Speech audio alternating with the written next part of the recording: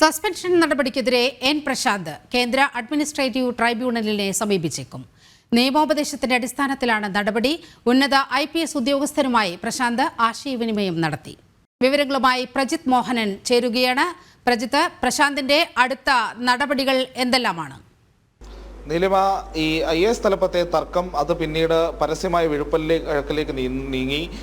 N Prasanth additional chief secretary ആയിട്ടുള്ള ചെയ്തതിനെതിരെ രൂക്ഷ വിമർശനങ്ങളും പരിഹാസവും അധിക്ഷേപവും ഒക്കെയായി ഫേസ്ബുക്ക് പോസ്റ്റുകളുമായി രംഗത്തെത്തി. ഒടുവിൽ സർക്കാർ സസ്പെൻഡ് ചെയ്ത നടപടിയിലും പ്രശാന്ത് അതിനെതിരെ നീങ്ങാനുള്ള നീക്കത്തിലാണ് ഇപ്പോൾ ഉള്ളത് എന്നുള്ളതാണ് നമുക്ക് മനസ്സിലാക്കുന്നത്. സെൻട്രൽ അഡ്മിനിസ്ട്രേറ്റീവ് ട്രൈബ്യൂണലിനെ ഇതുമായി പരാതിയുമായി സമീപിക്കാനാണ് പ്രശാന്തിന് ഇപ്പോൾ ലഭിച്ചിരിക്കുന്ന നിയമോപദേശം. ഒപ്പം മുതിർന്ന IAS ഉദ്യോഗസ്ഥർ, നേരത്തെ നമ്മൾ ഈ തർക്കങ്ങൾ എന്ന് പറയുമ്പോൾ രണ്ട് ചേരികളുണ്ട് IAS തലപ്പത്ത് എന്നുള്ളത് വ്യക്തമാണ്.